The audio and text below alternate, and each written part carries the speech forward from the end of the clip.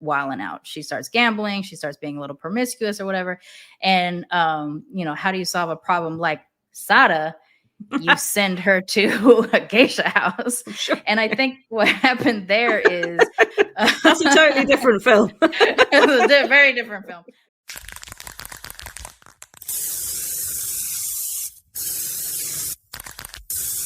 This is a Main Hustle Media podcast. Virtual Reality Studios.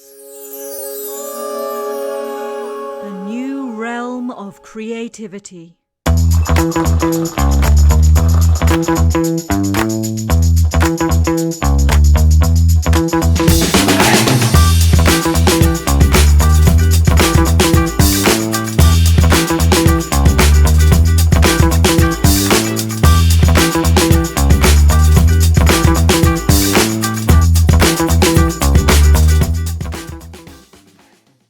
So hello and welcome to Matcha, Masala and Murder, a weekly true crime podcast. We are your co-hosts. I am Rhia Kaur and I am Sharmane Fury, your sir auntie. Welcome to the show and thanks for joining us. We are back with our second episode post-festive break, second episode of 2024. We've got our feet well and truly under the table. So thanks again for joining us. And this week, Sharmane will be telling us a tale of murder and murder most horrid. It is actually. Yay, so exciting. I love a gory one. And before we get into all of that, I thought that I would give you a couple of recommendations. I'm going to call this Rhia Recommends because we love alliteration around these parts. Yes. So what else can I do? So two things. Now, the first thing is this here book, The Most Bizarre True Crime Stories Ever Told by Jack Rosewood, which was gifted to me at Christmas time, which is an awesome gift. And it's not very, it's not huge. So it's a really nice quick read and it's very big, which is lovely. And I can tell you that this will give you crimes from Germany, the USA, Indonesia, and 2 from Japan, which I thought was interesting. And Canada, and, there's a few from the US. And there's a couple that I did know, and most of them I didn't know. So I thought that was a really good thing. So if anybody's interested, that is this book, The Most Bizarre True Crime Stories Ever Told by Jack Rosewood. And I'm sure you can get it in all good book retailers. So yeah, maybe we'll even put it up on an affiliate link or something on our buy me a coffee page, and then people could buy it and we could get a little bit of change for it. Yes, never mind all good book retailers. Buy it through us. We are the best retailer to purchase through us. I'll set it up tonight. Imagine if we talked about this beforehand and had that planned seamlessly. So you might enjoy this book. Anyway, so these won't be stories I don't think that we'll be telling on the podcast. So I thought, you can get your teeth into some extras if you just can't get enough of the true crime. Speaking of which, if you just can't get enough of the true crime, this is a story that would probably have featured on this podcast if it weren't quite so well known now. There is a new Netflix documentary, Curry and Cyanide. I haven't started it yet, but it's on my list. Okay. Yes, of course. I knew it would be on your radar. So it is one that is set in India, in Kerala, and it is about Jolly Joseph, who most likely, but it's still alleged at this point, murdered 6 people using cyanide in the curry that she was making for her family. So this is not really a spoiler because this is all really freely available, even if you just watch the trailer to the documentary. So 6 murders: her mother-in-law, her father-in-law, her husband, in-law, an uncle on her husband's side, a baby, which is really sad, and the mother of that baby. And the trial is ongoing. She did this over a huge period of time. So there was 6 years between the first 2 murders, then 4 years, then 2, and then it got a bit closer together at the end. So why are so many people dying by cyanide in this circle? Well, at the time, they didn't really know about the cyanide, and they weren't really doing postmortems because they all died in sort of ways that weren't really, it's suspicious. There's another death in this family, but we won't really look into it too far. But they did exhume the bodies for the purposes of the trial and everything. So it is a really interesting one. Obviously, it's on my radar because it's in India and it's called Curry and Cyanide. So that's a cool title. And so I probably would have talked about it at some point just in passing, because I think it's so famous now, this case, because it's pretty recent as well. You know, the trial is currently happening right now. So maybe we do little things from occasion, like a modern one that's well known, but this is our perspective of it. Like, absolutely. I think there's room for different perspectives on a lot of these, aren't there? And so, but I just thought I would mention the documentary. It's on Netflix. It's like an hour and a half. It's a good one. It's pretty good. It's pretty well made. I enjoyed it. So that is something for you. If you, like I said, you just can't get enough of the true crime, then make sure you've listened to every one of our episodes, because what are you even doing with your life if you haven't done that yet? Don't go to work. Don't do anything you have to do. Just listen to true crime podcasts. And we talk a lot, so we'll fill your time. Absolutely. So those are my Rhia Recommends, which I really wish I had a theme tune to. So mental note. We'll get one though to make that up. We will. Yeah, absolutely. That's very much on brand for us to do that. Have you got any mug chat? I've got a bit of mug chat, I think. I've got this mug, which I think is cool and quirky, with this little cool handle, funny shape. Nice. So it's got peacocks. Yeah, it is a national bird of India, so you know it's on brand. This is a William Morris cup. So he was he's like a really famous designer from the arts and crafts period in UK history. But I'm going to absolutely bastardize the quote, but he's the guy who said, "Don't have anything in your house that you only have things in your house that you know to be useful or believe to be beautiful." So that was his kind of way of living, because he liked a lot of decorative and ornamental things. So that's what I'm going with. Dope. This is yet another panda mug because I've now become so obsessed. Even though I've been packing up all my stuff, I had to go to the dentist last week, and on my way home, for some reason, even though I was in tremendous pain, I was like, I'm going to stop off and get some double pointed needles to finish this hat I was making. And the place I stop off at is also the same place that has an ice cream place that I really enjoy, and the shop that I got that mug from last time. And they had this, and it just says Pan because the character is a panda or whatever. So it's got little panda faces. But look at his handle.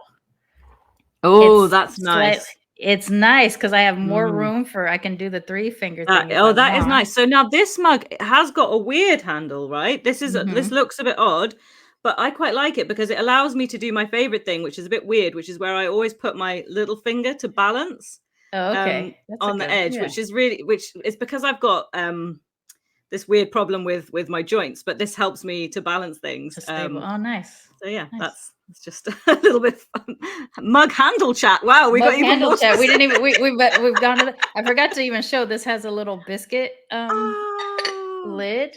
Well, I suppose it could also be a coaster, but I view it as a biscuit lid. Multifunctional. Eat the biscuits and then use it as a coaster. And then use it as a coaster, right? Yeah. So good. So I enjoyed it. And of course it's his little panda face with his little panda ears. And he's winking, which is very cute. It's very cute. So even though I shouldn't be buying anything else because I'm packing and moving, comfort mugs are going to be a whole ass thing. Yeah. And as I had said earlier, before everything happened, when we moved to Mexico, my husband and I had to make some hard cuts, and he always has wanted me to cut my mug collection. And so I negotiated down to 6. 6 was the only amount of mugs I ended up keeping and bringing with me to Mexico. And the rest weren't in storage. They were just not brought. They were given away, which days will pop up and I'll be like, fuck, I missed this mug. I'll think like this is a mug I would wear, I would use today. And, it was one of our little points of contention about how much of a collector I am and a pack rat I am and stuff. And that's partially a Japanese issue and partially a family issue. So now that he's gone, yes, I I will be getting every mug I want.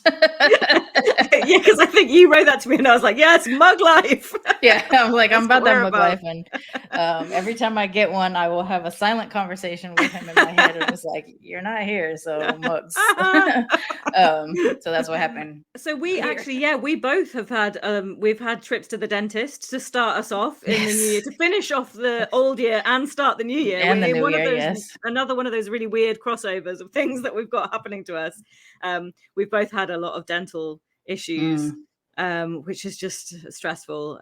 But so I'm going to touch wood and say, hopefully I'm done now for a while, but you've still got a little bit to go, haven't you, before you tonight I have to go again. I have to get crowns for the root canals that I've had. I've been to the dentist 6 times since December 5th. I think my mourning period has exacerbated some pain that I was kind of ignoring. And so when I got to the dentist, she was like, and this is a problem, and this is a problem, and this is a problem. Oh my God. So yeah, I'll be getting at least 1 crown today, if not 2, and then measuring for the root canal I had last week, measuring for the crown. Right. So I think I have at least 2 more appointments, but we'll see. Oh my goodness.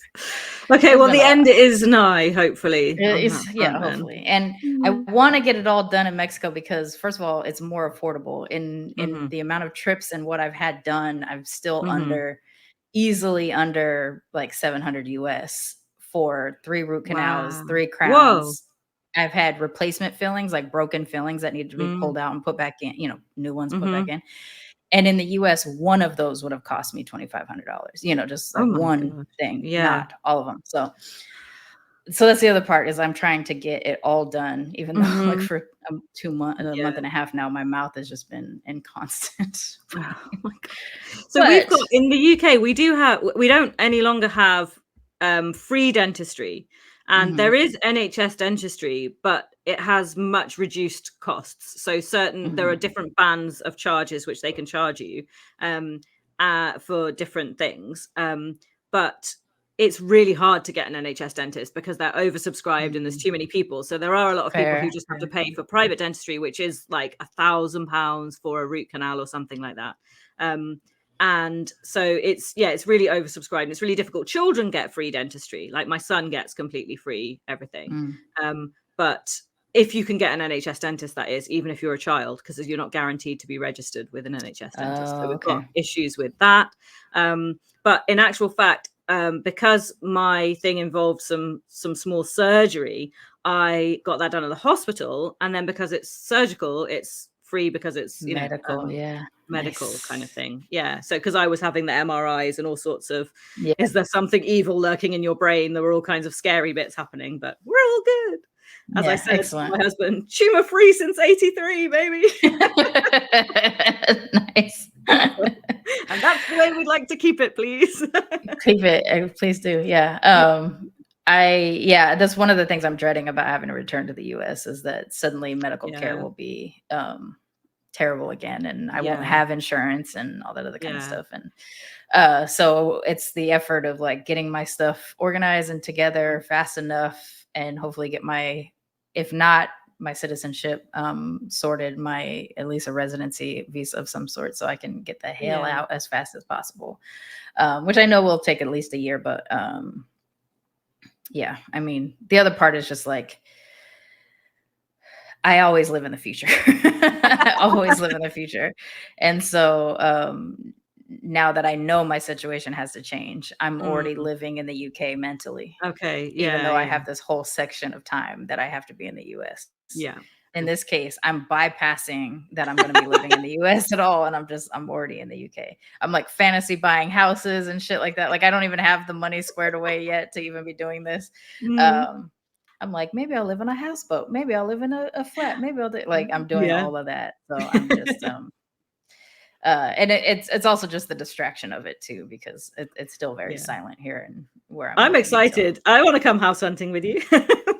It's part of my trip. So, I'm coming to the UK at least in September because of CrimeCon. I actually bought my CrimeCon ticket ahead of Tristan, like a day ahead of Tristan dying.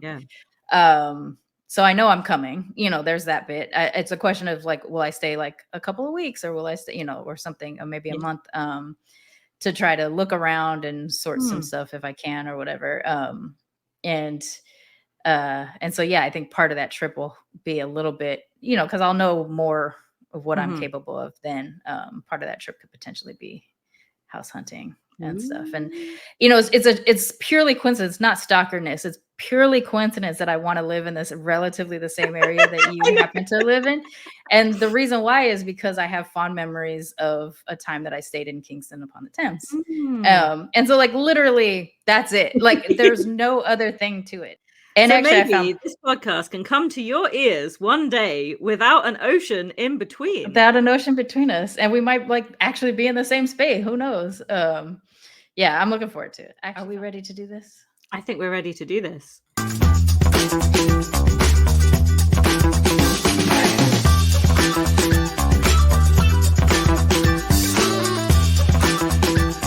Tea's ready. Shall I be mother? I've already alluded to it a little, but today we're going back to Nippon, aka Japan. Which we blame the Portuguese for, why we call it Japan instead of Nippon, because evidently that's what it sounded like to them, so they called it a version of Is that why? Yeah. Okay. So, well, Japan, okay, so it's also tough to say like Japan, because officially Japan as a country comes like later in the 1800s versus like the historical Japan, which is known historically as Nippon, and the or Nihon, they're depending on different times and shit like that, whatever. But yeah, the Portuguese, when they showed up and tried to colonize, they kept referring to it as like Japones, Japonesa, Japonesa, Japonaso, like different variations of that until it ended up becoming Japan. But we're heading back to yeah, thanks colonization. I mean, to be fair, Japan held out and wasn't officially colonized, and they remained an isolationist country for many years.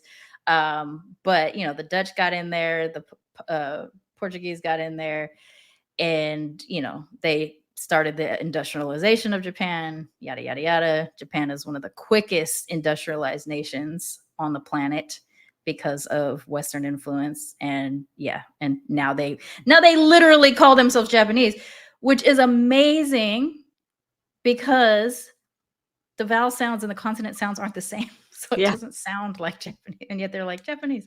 But if you are a Japanese person, you would refer to yourself as Nihonjin, a Japanese person. I am a Yonbonichi Nihonjin, a quarter Japanese and stuff. So yes. Anyways, we're going back to my quarter homeland of Japan for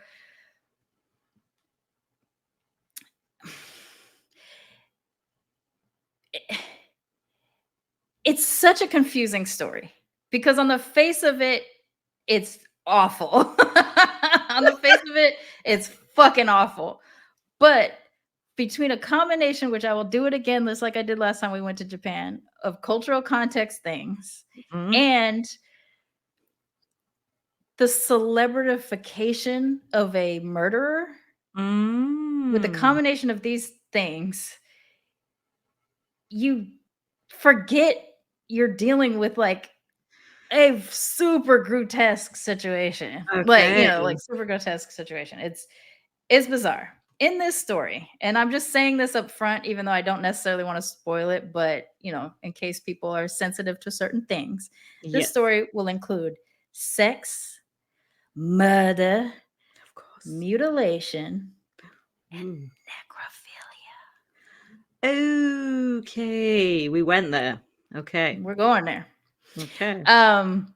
This story is one of the most famous Japanese murder stories of the 1900s, the early 1900s. It is something that has penetrated all forms of pop culture, manga, anime, movies, books, story, like you're going to hear the story and you're going to be like, I know this story. But you don't know the story. You know these the stories it influenced, essentially. Yeah. Well, I mean, unless you know the story, because that's possible. Sure. But like it's the same thing. It was like it was one of those things that like while I was when I stumbled upon it and as I was reading through all the different literature about it, I was like, I fucking know this story. But I didn't. It was like I was remembering stuff that I watched as a kid, and you know, which I probably shouldn't have. So I said it to you offline, but like this is one of those things that kind of get categorized as sort of what the fuck Japan, which is a very common thing that happens whenever you're just like, how is this culture and these people that are like known for these stereotypical like demureness and all this other kind of stuff or whatever, like how is this a thing? Yeah. And with Japan, you're dealing with a culture that is like in a different way than like a puritanical Western society. It's super, super oppressed. And at the same time, just an explosion of like sexuality and kink and all kinds of stuff. Yeah. But it's like half hidden and half not, you know? Yeah. And it can be really explicit and socially sanctioned.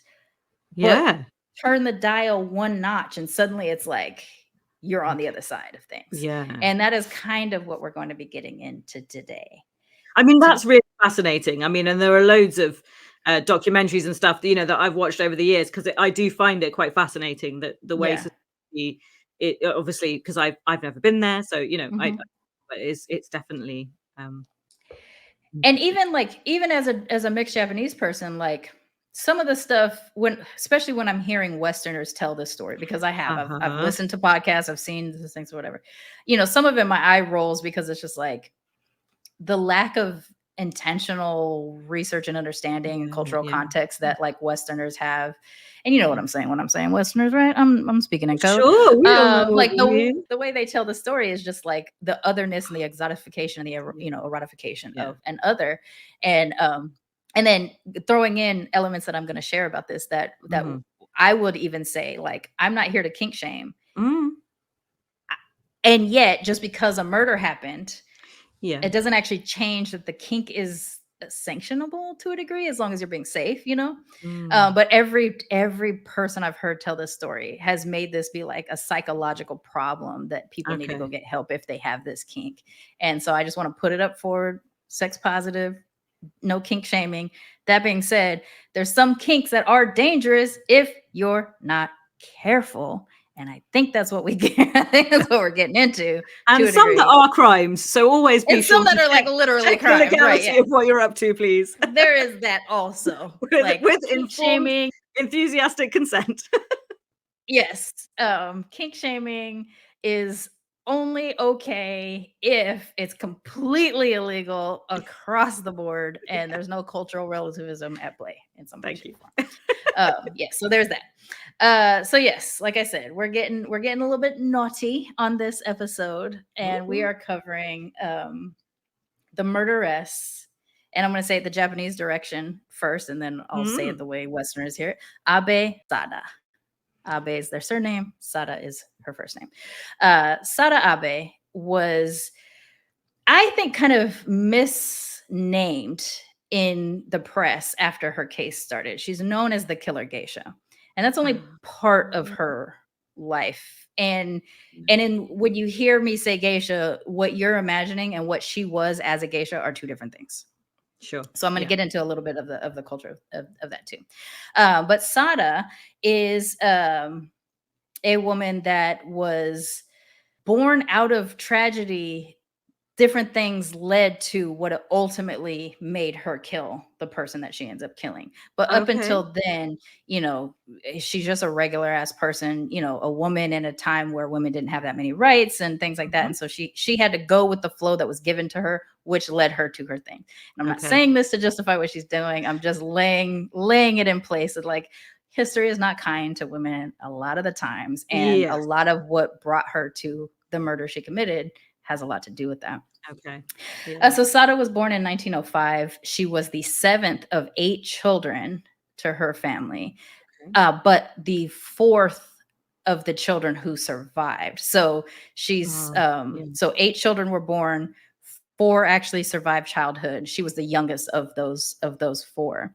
Her family were tatame mat makers, so they were upper middle class people, and they were respected in their community and everything like that. The only bad thing in quotes that would be said about their family, or the father anyway, would be that he had a slight bit of arrogance and a predilection towards nicer things than he deserved, like social class wise. So he's, he was probably a bit of a dick to people and thought highly of himself, but people respected him. They loved his work, all that other kind of stuff. The wife was known, or the mother was known, to be just, a doting parent, a kind person or whatever. But they were a well-respected tatami mat family. And that was very common back in the days, that you would, whatever your family business was, you would inherit it. So it's a combination of things. Depending on what time period and depending on what the thing is, the first son usually has to stamp off and go into the world and create their own thing. Right. The second child sometimes inherits the family business. Okay. And a lot of times the eldest son does the same thing that the father did, but they would do things else. I think her father's name is Shigeru. No, not Shigeru. Shigeyoshi.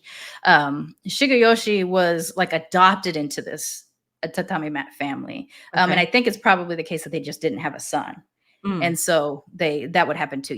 You'd apprentice somewhere, and then you become an adopted child, and then he eventually inherited the family business. And so he is Abe by adoption and by like family business. So the Abes were really well off, but the children turned out to be a damn fucking nightmare. The oldest son, who I believe his name was Shintaro, he was a womanizer, world-class womanizer. And after his marriage, he ran away from his family, stealing a bunch of their money, and just vanished into the world. The other two children were daughters, and one of them was promiscuous, maybe, or mistreated, and therefore got thrown into promiscuity. And so her parents ended up selling her to a brothel as punishment, which at the time was a very common thing that families would do to their daughters. And if you were upper middle class or above, you could sell your daughter temporarily to a brothel so that they would have punishment for their promiscuity, which like, I don't want you to be fucking around, so I'm going to send you to a brothel so that you can fuck around. Yeah, sure. By law, I guess. And then, you'll come back home and we'll get you married. And so the oldest daughter was able to come back after she did, her penance, essentially. And she was able to still marry at her class level and everything like that. It wasn't actually. And that would it be known to her potential husband that that's where she'd been, and that was acceptable, that was okay? Yeah, it wasn't a deterrent. Now, had it been a lower class family, that would have been a deterrent. So like the hierarchical societal lines are definitely drawn there. In their case, they were high enough that it wasn't actually a deterrent. And in some cases, some husbands were okay with it because it meant that if their wives would be more skilled, potentially. In practice makes perfect. You know what I'm saying? There's not much about the other daughter, except that she is at one point quoted to say that that Sada was like obsessed with geisha and wanted to be a geisha. But there's questions as to whether or not that is actually true. Because the older children were wild, the parents, the mother really doted on Sada, and so they allowed her to take singing lessons and art class lessons, and she also learned how to play the shamisen, which is like a 3-string plucking guitar like or banjo like thing. It's a sound you will have definitely heard before if you've ever seen like a movie in Japan or something like that. And it's a very common instrument that typically only geisha play. And so it's an unusual thing that they allowed her to take lessons at that, as her childhood. But that is kind of why people think she was obsessed with geisha. She would say otherwise, but it's whatever, it's like, it's whatever the thing is. And when so her parents let her do all that. And they also let her run the streets with her friends, because they're like, you're our sweet child. Nothing's going to happen, but these bastards, I got to get you away from their influence. So they allowed her to hang out in public at like 13, 14 years old, which would be, not typical, but they thought they were shading her from the problematic older children. However, in one of these little friendship hangouts or whatever. It was a mix of kids her age and, boys that are actually quite a bit older, in some case college age. And she ended up being essayed by one of the boy. Well, I'll say man, because he was over, he was in college. So he was around 22, 23, and she was around 14. This sent her on a spiral because, of course, we didn't have strong mental health facilities back in those days and things like that. And they essentially thought she was being wild after this, which, she's any acting out she's doing is born out of the trauma. Because while the parents approached him and his family and said, you have to marry her because you raped her, which would have been very common back in those days as well. That family was slightly upper scale from the tatami mat family. And so they're like, we're not stepping down.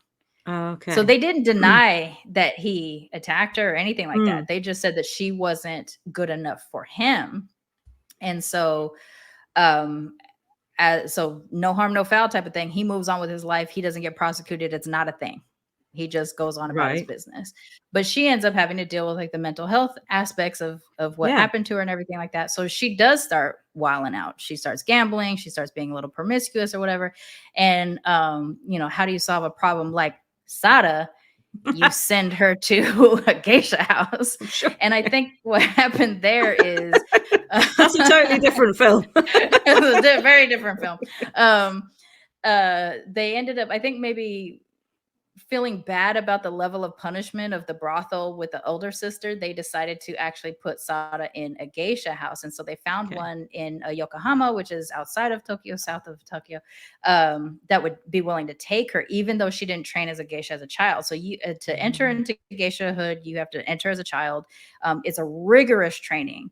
And, only the best geisha get to be in the higher houses, and in the lower houses, that's where the dirtiness stuff, kind of happens, with the treatment of the girls and everything like that. So Western society has geisha entirely wrong, and they are always considered prostitutes or sex workers, which is not actually the case. There are different tiers of geisha, of course, but when people are thinking about them as sex workers, what they're actually thinking about is the oran, and these are the highest level. They're trained similarly to geisha, but they're totally different things. Same arts, the shamisen, the singing, the art of conversation, but they're also trained in the art of seduction.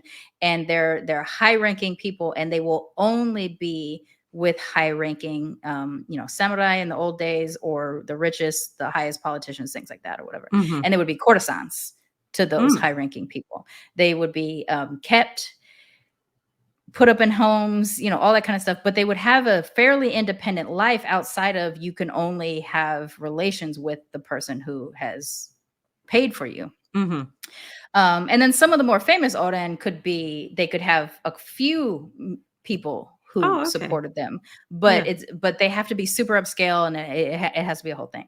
But a geisha, just as far as garden run geisha, are only people that are skilled in these arts. And actually the word geisha does mean art person. So it's just a person skilled in these very specific arts, which is like the tea ceremony, the shamisen, the singing, the dancing, and conversation. They're trained on how to speak about politics and cultural relevant things, business and stuff like that, so that the men can be stimulated. In a lot of cases, and in most cases, sex is not on the table unless they're willing to pay a fee to the geisha house and a fee to the geisha that would separate, just like an oren, separate them from the house itself, and they would be a kept person at that point. But again, the better, the more talented, the higher ranking could make that decision for herself. But she didn't ever have to, because she could still make a living and be fairly independent as a conversationalist, an artist, and stuff like that, without having to have sex. That being said, there are lower end geisha houses where the least talented girls, or like in Sada's case, a person that came into it well into 17 years old. She's way too old, in the way that Jedi won't be trained unless they were children. Same type of thing. Like she was never a Padawan. She was never going to be a proper Padawan. So she, in the geisha system, when you're sold or brought to a geisha house, you're adopted by an older sister, and that geisha would be responsible for a lot of your training, and then the house itself would be responsible for a lot of your training as well. Right. But you were sort of like you would inherit a reputation based off of the geisha that adopted you, and Sada didn't have an experience like that. And so she did end up getting kind of pushed to the rungs that would make her a quote geisha that was also a sex worker. So she might dress like a geisha, she might have geisha makeup and things like that or whatever, and she would perform dance and singing and things like that. But her not having the same training, she's not going to be sought after. She's going to be usually put with somebody who's just wandered in or something like that, and ultimately sex work becomes a part of that. And she wasn't having a good time, you know, and she was also a bit of a troublemaker. She would steal from clients and things like that. So she eventually got booted out of the house. She returns back home, and this sets off a series of things like this. Okay, we're going to make you be a maid now. Okay, so now she's a maid. When she steals, they boot her out. Now we're going to put you in a restaurant, and she gets bored because she's apprenticing at a restaurant. So she starts to steal and she gets booted out. And so she ends up in a situation where she just decides, okay, fine, I'll just do the sex work stuff. And so she ends up in a brothel where, in this time in Japan, to be a sex worker, you had to be registered. So it was completely legal, but you were registered because they could care for your health and things like that if you end up contracting something. And you know, there was rules and regulations around it. That being said, brothel workers don't tend to make that much money, and you know,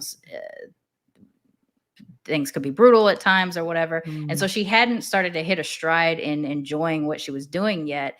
And so she would do that for a while and then try to get away from the brothel house or whatever. But it's a form of enslavement in that case. When you're sold to a place, you're responsible to be there. They're not going to let you go away. Plus, you have to clear your own debt, your room and board debt and all that other kind of stuff. You're constantly incurring debt at the same time that you're working. And so it's a vicious cycle that you get stuck in. And she would run away and get caught and brought back and stuff like that. But once she would start stealing from people, that's when they were like, let's get her out of here. She's going to ruin our reputation. And that's why she would bounce around so much. So this act of being SA'd at 14 has led to this version of her that she probably wasn't on her way towards until that happened. So at one point, she ends up becoming sort of an unlicensed sex worker, which one is illegal. And so if you're caught, you might spend a little bit of time in jail and stuff like that or whatever. But it also doesn't protect you from things like contracting STDs and all this other kind of stuff. And so she ends up getting syphilis. She does do some treatments, but you know, penicillin's not quite available yet. There's different things like mercury and some kind of silver strain, something, whatever thing that they would give people. But in Japan, also they would treat through herbs and onsen, which are hot springs. So you might spend like a month in an onsen, and they're basically just like, you know, boiling your plopping you in a hot spring and hoping you boiling the disease away. Can't say if that actually happened. I'm not sure if it got rid of the disease, but it certainly made people feel healthier and stuff like that. Onsen is a very big part of Japanese culture. And so, I mean, even like now, if I were to go to onsen today, there's literally onsen I can't enter because I have tattoos. Oh yes, of course. Yeah, and that's the same with like gyms and all sorts, isn't it? Like you can't go in. Yeah, so tattoos are still very taboo in Japan, and they're usually associated with yakuza. And so if it's incorrect to say that someone sees you with a tattoo and they assume you're yakuza, but there was a period of time in which that would have been the case. And so there's some onsen you can't even go into. But anyways, she would go to onsen to try to cure the syphilis or whatever. And she eventually gets it under control enough to be able to go back to work and stuff like that. And so she ends up being kind of taken in by a series of men that are supposed, you know, basically like you're mine right now. So I'm going to pay your room and board and I'm going to do all this or whatever. One in particular, or one of her early people that she ends up with. She wants him to leave his wife and marry her, and he's like, no, I'm not gonna do that. And so she's like, well, then fuck you, and she moves on. And she she stumbles upon, and there's no question about whether or not she was in love or anything like that. It was more of a question of like her just wanting to be cared for and not have to worry about anything. Yeah. But he didn't satisfy her sexually, and she by this point has started to really enjoy sex, and develops a reputation of being insatiable. Like men can't keep up with her. So the one that she wanted to marry, he ends up later on when this court case ends up happening, he does get called, and he was like, shoot, he calls her strong. And what he means by strong is that she had an appetite. And he's like, she wasn't satisfied if we didn't do it like 3 or 4 times a day. And she also wouldn't allow me rest unless I held her private parts while we slept and stuff like that. Like she was always on, basically. Okay. And he said, and after he's like, it was great at first, but after a couple of weeks, like I'm fucking exhausted. And then she wants me to marry her. And so he's quoted as like calling her a slut and all the other derogatory things or whatever. Meanwhile, it's like, bro, you're paying for it, so you're one too. But patriarchy. So like yes, the lovely patriarchy. So she ends up leaving him, and she ends up partnering up with this other man who was sort of like a how would I call him? He was like a professor and things like that at first, but then he ends up wanting to get into politics. So he would do sort of like, gosh, what's the equivalent of it? Like a local politics type of thing, like in the hopes that he would eventually move up into the ranks or whatever. But because it's socially acceptable for a married man to have a courtesan or a kept woman or something like that, he ends up taking her on. And his name is Gomo Oren, I think. Omaya. I believe Omaya is his name. And, he's an older guy. He's got little glasses. He's not hot. But, he's going to care for her. He's going to pay for her bills and stuff like that or whatever. He's not going to satisfy her sexually in any way, shape, or form. So she asks for an extension to be able to partner with other men. And he's like, nah. And she's like, oh, okay. So she would just like bounce on him every so often because she needed her. He wasn't putting it down. So she needed to go find other people to put it down. But then he ends up telling her, like, you can be financially independent if we put you through an apprenticeship at a restaurant. You can eventually own your own restaurant. I'll help support you through all of that. And then you don't have to do this anymore and stuff like that. And she was like, all right, fine. Because she gets syphilis again. He ends up paying for her to go to an onsen for like another month or whatever. Like she's occupational hazard. You know what I'm saying?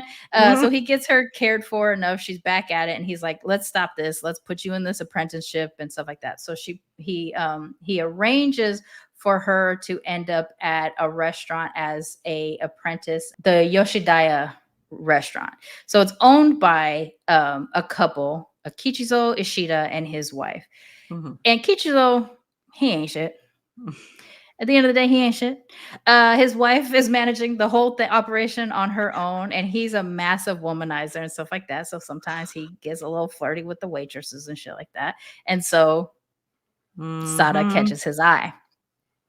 And I've seen different resources that were like the wife also maybe had a predilection towards younger men, and stuff like that. So it may have been the case that they were both like, we're in this marriage as a business contract, which is what a lot of marriages were back in the day. And like, you have your fun, I have my fun, but like, let's just keep it all clean or whatever. The problem is I'm just going to call him Kichi because that was his nickname, is what he was referred to. The problem is that Kichi couldn't keep it hidden, so it was like always out there or whatever. And so Sada catches his eye as an apprentice, and they end up just starting to fuck at the restaurant in the side rooms, making all kind of racket, having the local restaurant assign geisha playing music for them and stuff like that. The maids would come in and out and clean, and they wouldn't stop. Everybody knew what was going on, and they found their sexual match in each other. They end up just going wild for each other. And so Ishida and Abe, Sada and Kichi, they end up going to, we would call them a tea house, but it's like a love motel, like a place you can rent by the hour or the day. So they end up going to one of these and they set off on this sexual spree where it's like 4 days in a row, 2 weeks and stuff like that or whatever. And they're going at each other all day, every day, nonstop.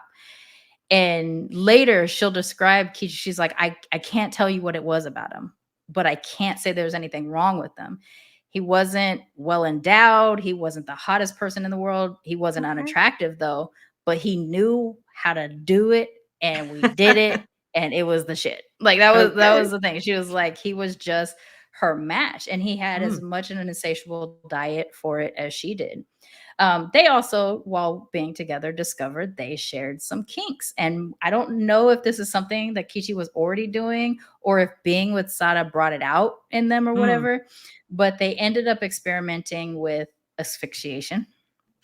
Okay. And stuff like that. And you know, pain elements and stuff like that too. And then after 2 weeks, only 2 weeks, she's hooked. She's like, this is it. We're in love. You're mine. You're going to leave your wife and we're going to do this stuff. And he was like, cute, but I can't leave my wife because like the restaurant and shit like that, like I won't have any money and all this other kind of stuff. He's like, but you know, you and me, yes, this is going to keep going. But you know, he'd run out of money and then he'd have to go back to work for a little while. And really him going back to work was like in the morning, he would go and get the fish. There was an ill restaurant. And then other than that, like the wife did everything. So when he keeps bouncing for these little sexual rampages for days on end, I don't know who's picking up the fish at this point for the restaurant, but wifey is holding down the restaurant. So he would show back up, get a little bit more money, and then him and Sada would end up at another love motel and stuff like that. And mind you, this love spree only lasts about a month. And it's like 2 weeks here, it's a couple days off, 4 days here, whatever. And she is starting to experience for the first time in her life jealousy. She does not like the idea that he has to return back to his wife, even understanding that they weren't hot for each other. They were just married. But she knew he would have to perform husbandly duties on occasion. And she wasn't about that. She could not stand the thought of him having another partner. One of their nights out, they end up going to a play in which a geisha takes a knife to her lover and stabs him or whatever. And she's like, ideas. And so she ends up pawning off some of her kimono so that she can buy a kitchen knife. And kimono are very expensive. They can get you some good things. And also knives in Japan are very expensive. So to sell off a kimono so that you can buy a knife might sound weird to Western ears, but you don't understand knife culture in Japan. Like, especially like kitchen knife culture is, these are insanely expensive things or whatever. And so she gets herself a nice little kitchen knife. And as they're in one of their little love motels things, she pulls a knife on him. And she says, like, you're going to, like, she kind of puts it at his dick and she's like, you're going to use this on somebody else, aren't you? Or whatever. And she's like, I'd rather cut it off than let you use it again. And he's like, of course you would. He's like taking it back at first, but then he's like, okay, I can get into this. And so they start incorporating. They started, and this is where I'm supposed to be terrified, but it's kind of sexy. You know, it's kind of sexy, right? Like the crazy bitches are the hottest ones, kind of a thing. So he was like at first nervous, and then after a while, he's like, "All right, let's get into it. Let's go." So this is where the kink is starting to set in, of where like they're matching each other's kink adventurousness. Yeah, and it's like I see you and I raise you almost. Yeah, that's basically what's happening. Yeah, and so so one night in particular, she is strangling him during sex or whatever, but they go for like a 2-hour session and nonstop, with the exception of like however much she needs to let up so that he can breathe and stuff like that. She's keeping it going. And it's so strong that after that 2 hours, his face muscles freeze in a contorted kind of O face of pain situation. Okay. So they call the doctor and the doctor's like, it's going to take you a couple weeks for your face to go back to normal, bro. Like, stop choking each other out. Here's some pain medication. Sleep it off. until your face gets better. And so take a like he's in cold shower, tremendous bro. pain too. Yeah, like, they're like take a break off of each other, calm down, maybe not chokey for 2 hours, maybe chokey for like a few minutes, and then calm the fuck down, So the advice is take this pain/sleeping pill, sleep it off until you feel better, and then just like proceed with caution. So they're still locked up in one of these love hotels and stuff like that. And he's probably in and out of consciousness throughout this time, but she's still doing work because, why not? She's insatiable. She wants it. He wants it, whatever.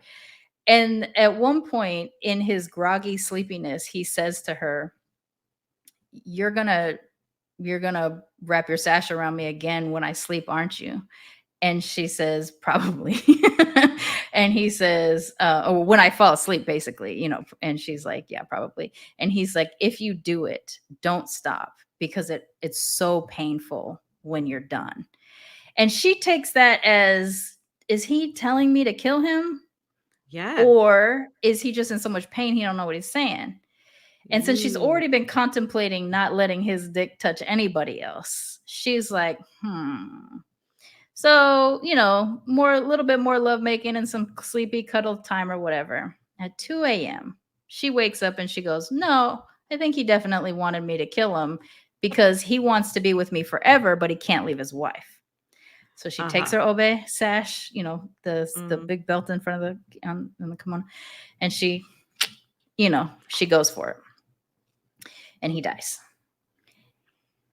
And then for the next several hours, she's laying with the body, she's cuddling the body and everything like that.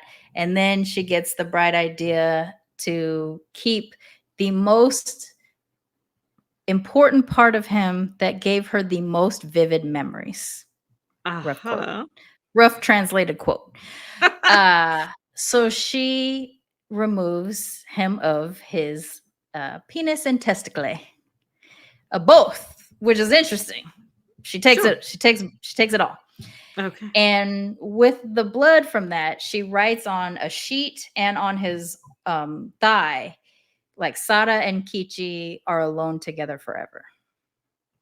Wow. And then she carves into his left arm, like Sada and Kichi or Sada, something like that. It's whatever it is. It's like an ownership thing or whatever. Yeah. And she continues to rest with him for a little while or whatever. And then she realizes it's time to get up and go because things are going to get wild soon. So she puts his underwear on underneath her kimono. She takes a magazine and wraps his penis and testicle in the magazine and tucks it into her kimono sleeve. Says her final goodbyes, loves and kisses and all that other kind of stuff. And then she leaves the hotel room and she tells the serving staff, please do not interrupt Ishida. He needs a lot of rest. And everybody's like, yeah, because we've been hearing y'all for weeks, so we get it. So they left him alone for hours and hours. And during that time, she is contemplating like what her next step is. And her plan was basically to go up to this mountain with his penis and kill herself, but only after she had satisfied her like final moments with this prized possession part of him. Cool. She does, cool. So she does a couple weird things, like she goes to the picture show. She does a little bit of shopping. Oh, she took the penis on a date first. Yes, it's with her in a magazine wrapper in her kimono the whole time, and it's not just that she's carrying dead body parts on her person. This is like 3-day-old fucking parts, right? There's like bathing, like this is like they were already at it for days unwashed. Then she cuts it off. Now it's dead, and it's just a whole bunch of. That's nasty. Yes. Yeah. Yes. It's a lot of fragrances, I'm assuming. So she ends up renting a hotel room under an assumed name or whatever. And I forget why she doesn't end up doing the mountain thing. I think she tries to figure out how to get up there and she realizes there's not a good place for her to jump or something like that. Okay. But she ends up checking into a hotel. And by this point, it's out. The hotel staff finally went into the room because they hadn't heard of people from him and everything like that. They discovered the gruesome thing. Police get called in, and so now there is a semi-nationwide search for Sada, and with the assumed murder of Kichi. And so there's like sightings of her everywhere. You know, people become obsessed with finding the killer geisha or whatever. And so it's so bad that in some places where they think she is, a full-blown stampede happens because everybody's trying to get her. She wasn't there, but someone just she was there. But for whatever reason, she checks into this hotel trying to figure out what her next step is because the mountain thing's not going to work. She gets into this room and she was like, okay, I'll just hang myself. But the room's ceiling walls are too low, so she knows she's not going to be successful there. So she goes and meets up with her ex dude, Gomo Amaya. Is this glasses guy? The little glasses guy, the one who wants to be a politician. And she keeps apologizing to him while they're together. And he thinks she's apologizing because she threw up the deuces and just disappeared on him or whatever. But what she's actually apologizing to him for without telling him until later is that, basically when this gets out, the association with me is going to ruin your life and your political career is gone. Because it's very much a Japanese thing. Like, it's not Omaya's fault at all that she ends up killing somebody, but because he had sex with her too, guilt by, societal guilt by association. They're not accusing him of the murder or anything. He's just tainted by the association. Sure. And I think she might get a little bit of money from him or something like that or whatever, but she ends up changing hotel rooms at that point to a higher ceiling room or whatever. And so she's like, okay, I'm going to say goodbye to his plots and then I'm going to go ahead and hang myself. So she proceeds to have her last romantic time with his bits.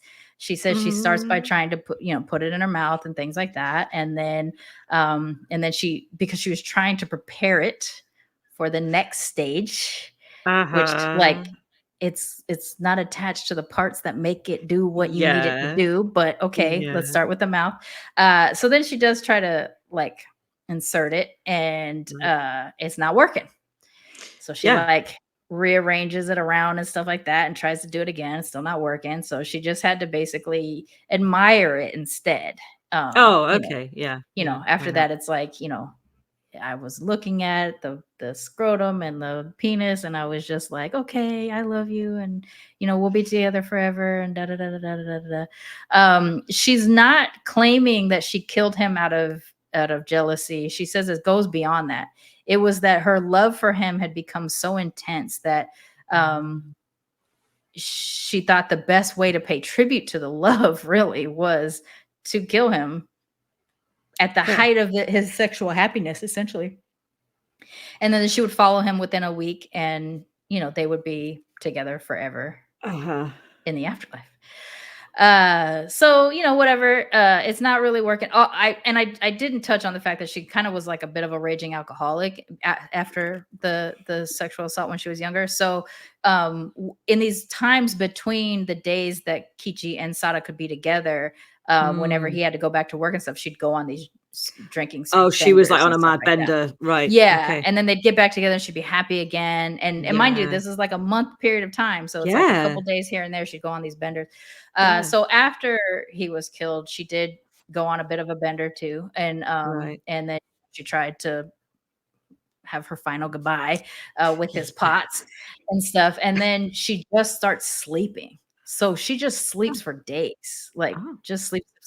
And by this point, someone gets suspicious that that's Sada, so they reach out to the police. The police come and check the register, and they see a gender neutral name, which wasn't super duper common back in the days. And so they're like, okay.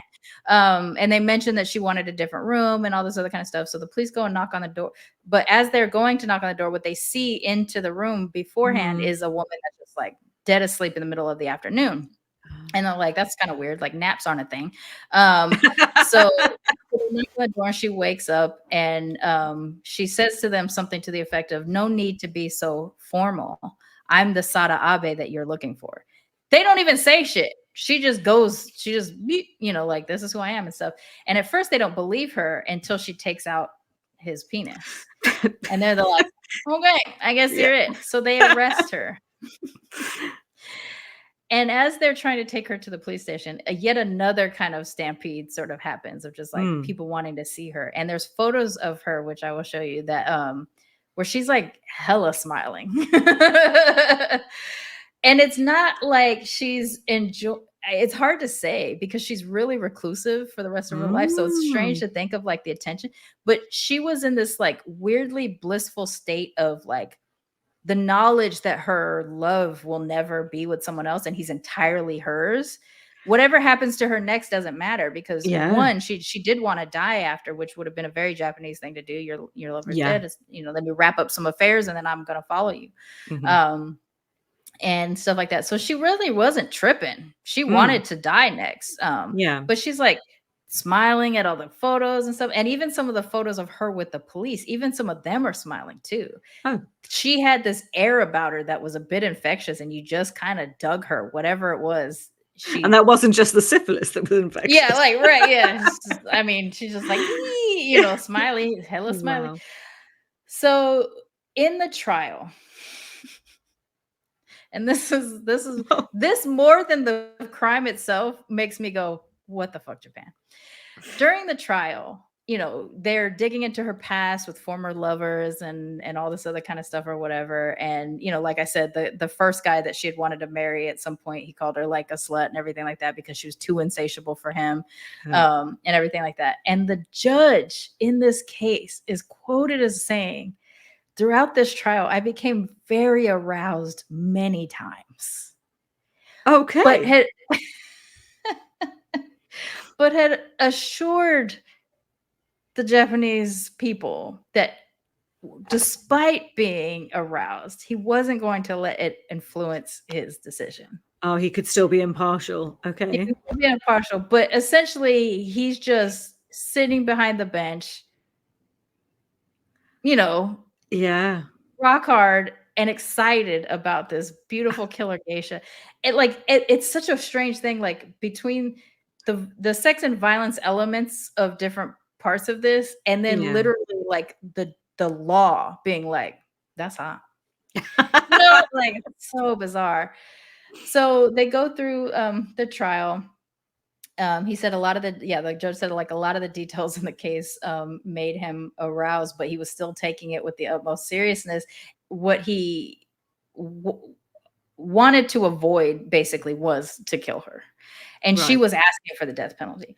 But at this time, like the maximum penalty that she could get for the crime that she was tried for, which was murder and mutilation, was 10 years. And she was like, unacceptable. I want you to take me all the way out.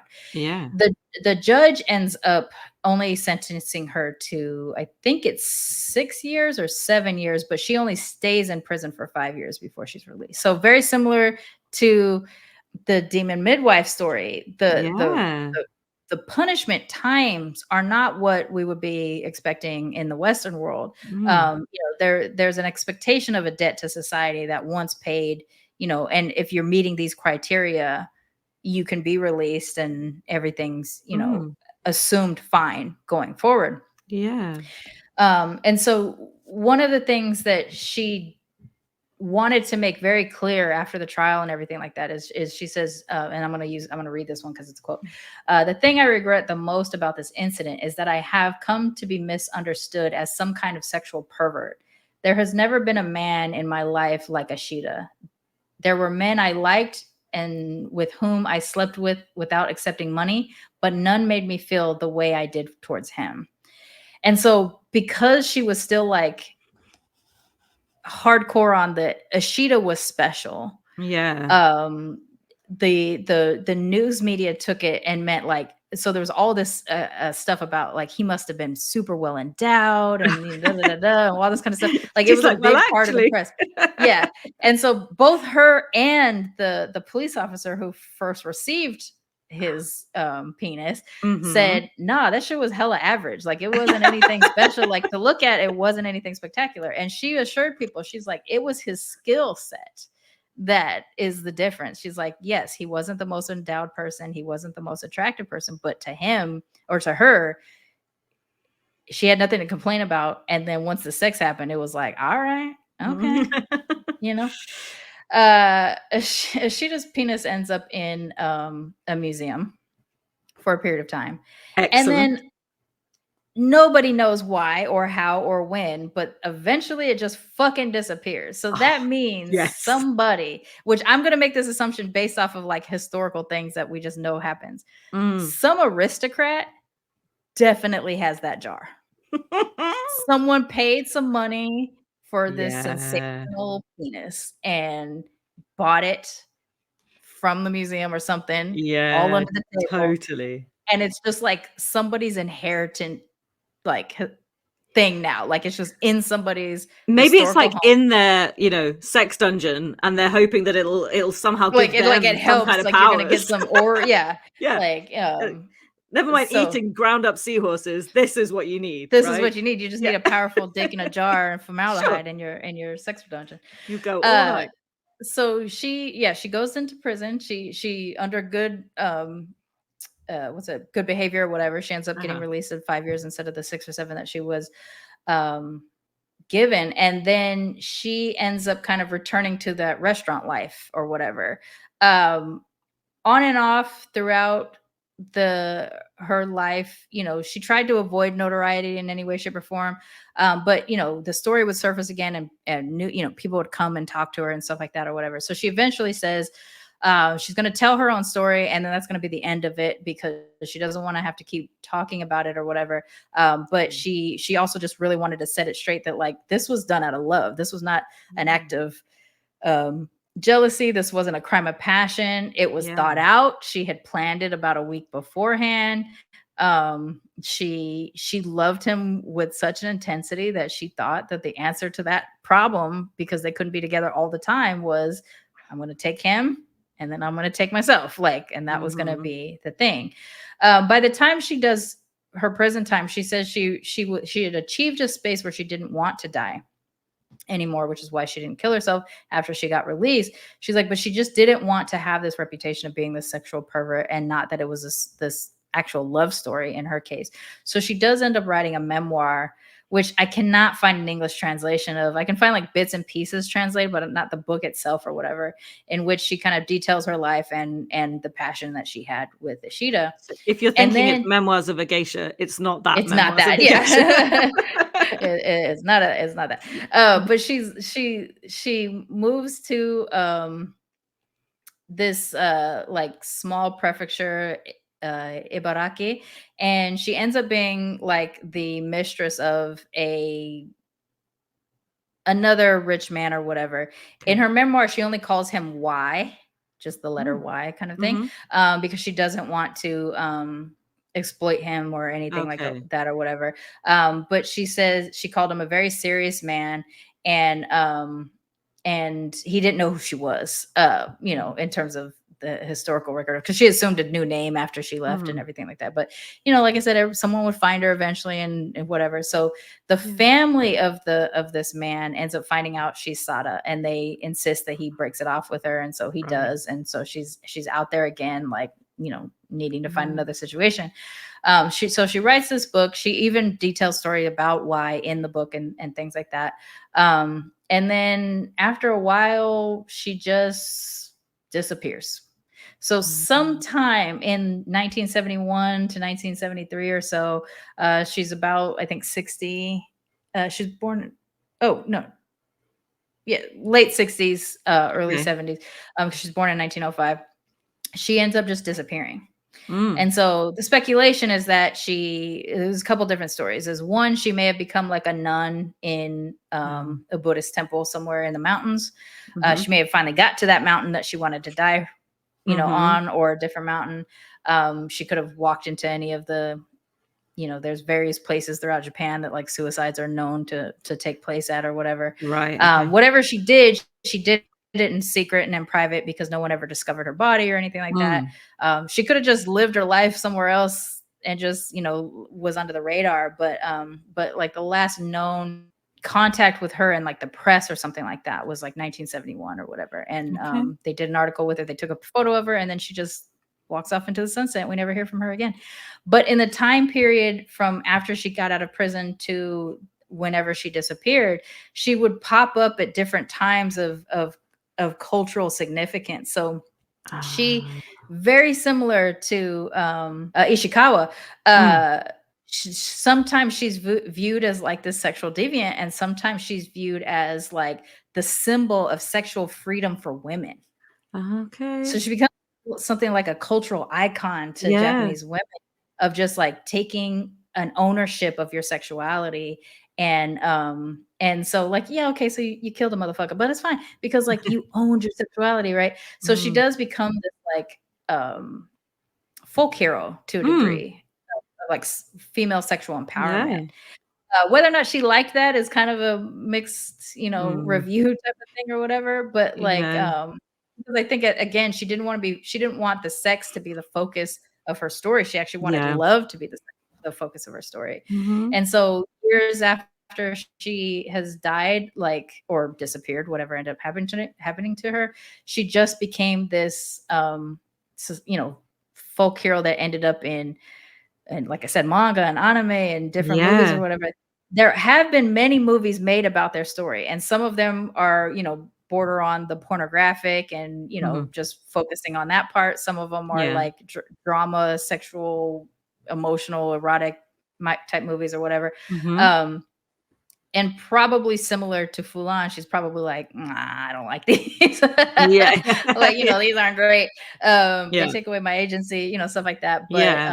But again, because she'd become this cultural icon, her story had outgrown her reality, And so, yeah, that is the tale of Sada Abe and the murder of Kichizo Ishida.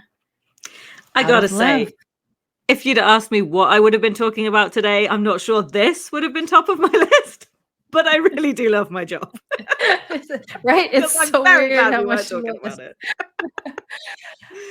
And I just, like what fascinates me about Sada is probably the same thing that made her this like symbol of sexual freedom in Japan, is that the sex and sexuality is such a weirdly half repressed, halfway, like, here's all your kinks for everybody to know. Like it's gonna, it's a different vibe than like the puritanical Westernness.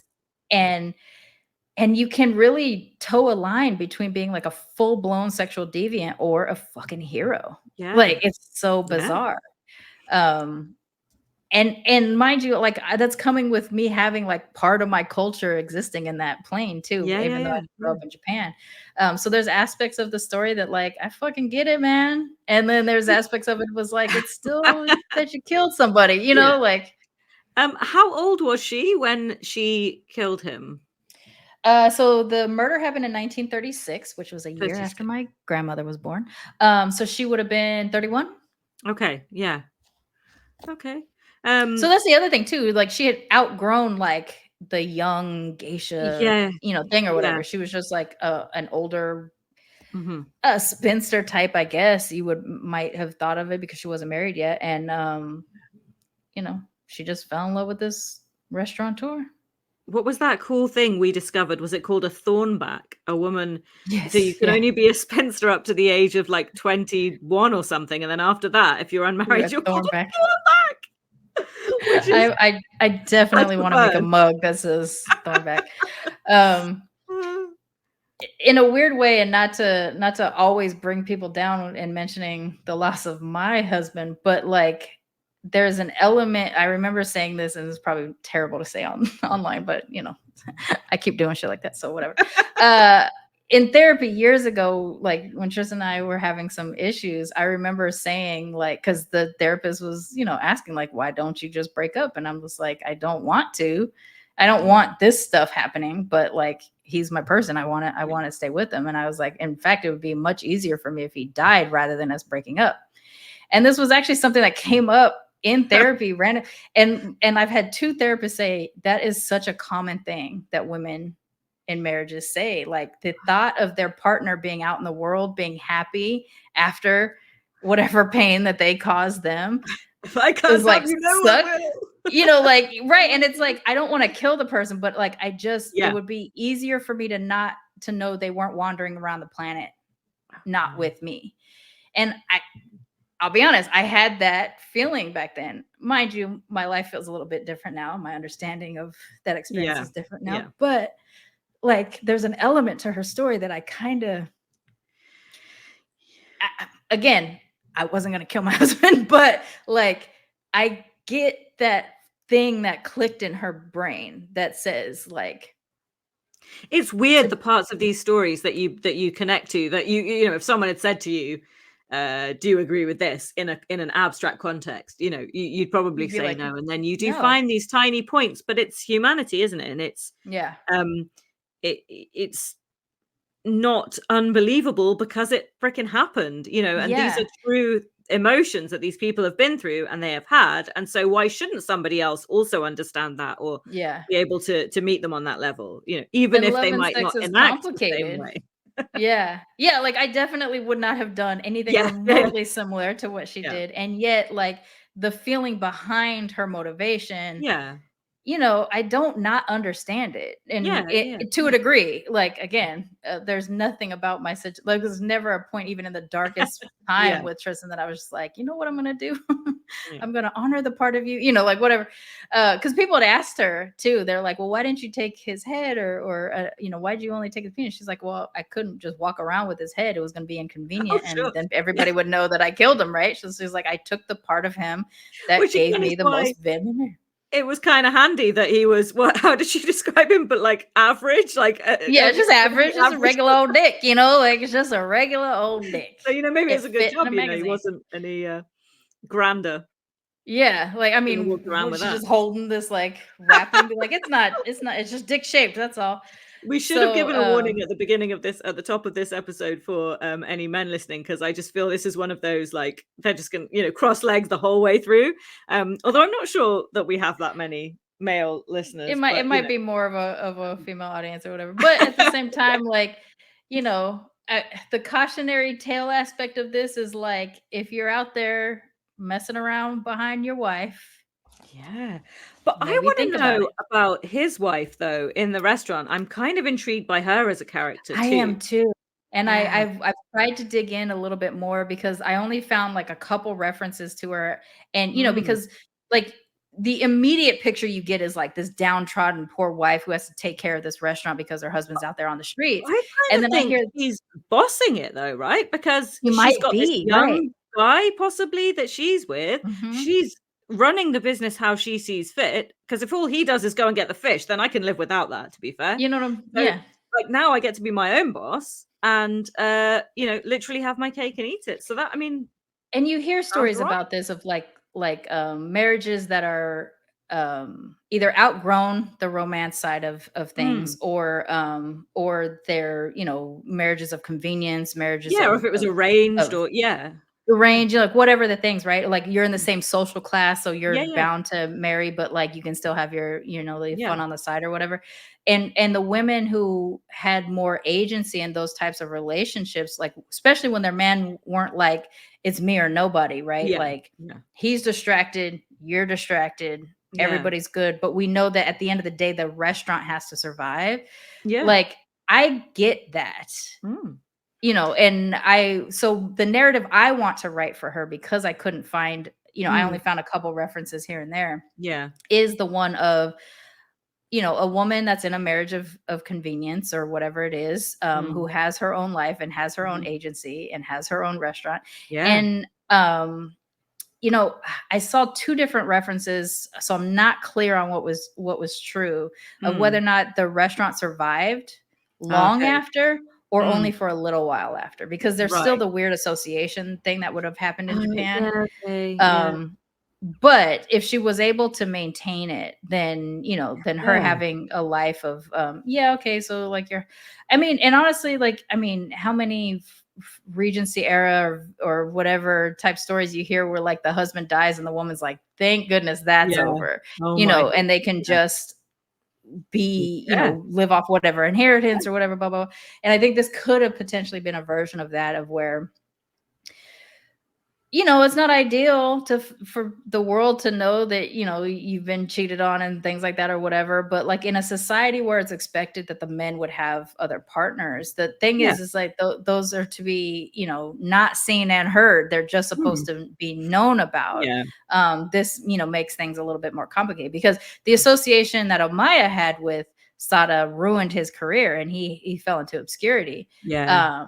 So it's possible that may have happened to Ishida's wife as well, but Mm. in my head I write a narrative for her that she maintains her restaurant, she has Me her too. little Yeah. young bucks on the side, Yeah. and she's getting it in. Yeah. That's So what I yeah, hope. like I see I see the inclination to make Sada like a sexual freedom Mm. symbol. Yeah.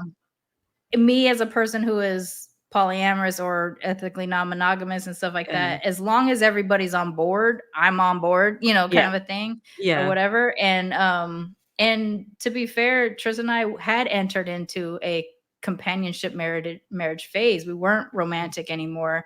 Mm. But we didn't want to be apart. Mm.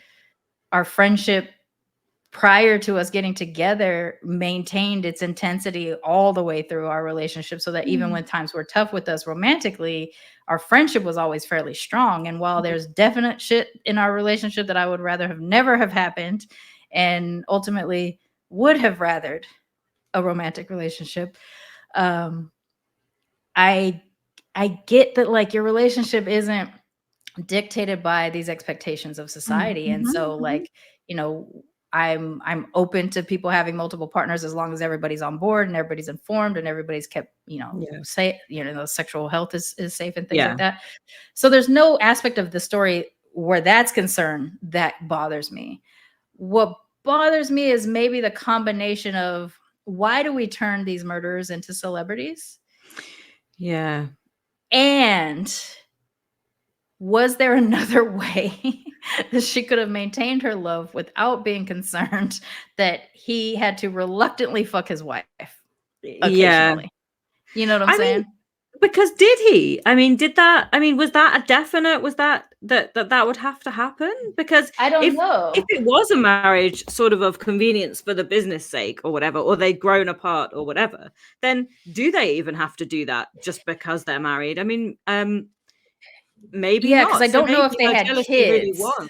Yeah. Yeah. Okay. So maybe if they were thinking we have to have a kid, to keep up inheritance and stuff like that. But the same thing But could have happened that happened to Sada's father, right? Is like they could have just oh adopted yes, they someone could that have was adopted someone in. apprenticed, Yes, and because that was a that's a common thing. thing. Yeah. Hmm. So And that's so also maybe they something didn't that you have could to. tie to the the weeding thing I told you about Mhm. on the Oh yes, last one, yeah, where like, yeah. if it wasn't like an explosion of babies, but they could have Mm. potentially taken on Yeah, somebody else's baby yeah. to help, that family, and Mhm. then they would have their kid and Yeah. they wouldn't have had to do it. Mm. The other problem is like, Ashita could have eventually gotten tired of her being the Mm. only partner, and then maybe he would have been out Yeah, on the streets again, and so she was preventing yeah. any future woman basically Yes. from Yeah. I possessing mean, what the thing she is, possessed. I think that I get, I've got no problem, if people are consenting and if he and his wife, like, they knew that that's what they were up to. And so this is what he was doing and that was what he was into. And, they were doing it together. They were both into it. I think it's the murder and mutilation is where I really draw the That's the line. bit. That's the I, you only know, bit, because like that's the crux of the issue. that's it. Because like in my case, in my marriage, Tristan had a kink I didn't have. I tried to be gully as a partner and participate. I laughed the entire way through. It wasn't Oh, no. it wasn't kink shaming. It was Tristan shaming because I could not take him serious Oh my in this God. particular act. So when he found people who could perform that act for him, I was like, thank goodness. And actually, I'm quite friendly with one of his most recent partners, and we talked about that since he passed and stuff. And she's just like, it's so weird to have this conversation with you. Yeah. Because she's like, she could tell I really wasn't bothered by that thing. Like the physical thing didn't bother me. The honesty and stuff like that. That's where I would This have is my the issue. thing. Everybody's different. So why should it? Like, Yeah. we shouldn't apply, like you say, you shouldn't apply society's general rule. If that's not how you feel, or he feels, or she does, or these other people, and you're all like on board with that, I just really don't understand why people have so much judgment. Because okay, look, that's not for me. That's not how I want to live It's my not for life. me, right? That's not my thing. But that's okay, because I'm going to do my thing, you're going to do your thing, and everybody's just going to get on with their shit and be happy. But just don't chop someone's dick off at the end of it. Just don't do that That's part. all I'm asking. Yeah. It's quite clear sometimes who has told this story that's meant that it's passed down. Like we were saying, like, is it through the Western lens that the story's being told, and therefore we're getting this kind of perspective on it? Because if it's probably from a male point of view that this story is being told, that's why we don't know about this character that we both instantly want to know about and connect with. Yeah. And that is because it's probably the first instances of the telling of this tale have been from men, and that's why that part has been kind of weeded out, because she's just become a little bit irrelevant, you know. And I just think that's super interesting, because always what we're trying to do with this show, obviously, is look through our particular lens, which is hoping to find and identify these characters, or even just the story as a whole, that isn't going to get talked about in other places. Because again, who we heard from are the past men that she had partnered with. You know, I don't see much about, you know, anything related to her, and that's interesting. And then the other part is, I just wanted to tell the story from a lens that a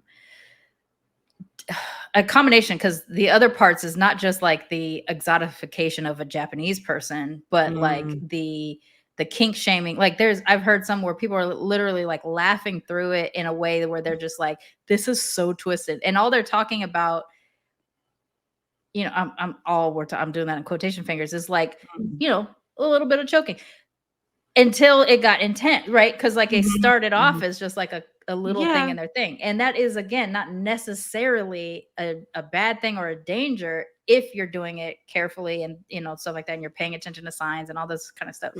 There's no good us telling that story and going, oh my God, at that point, because it's like, well, you know, okay, that happens. Come on, let's move with the times, people, you know.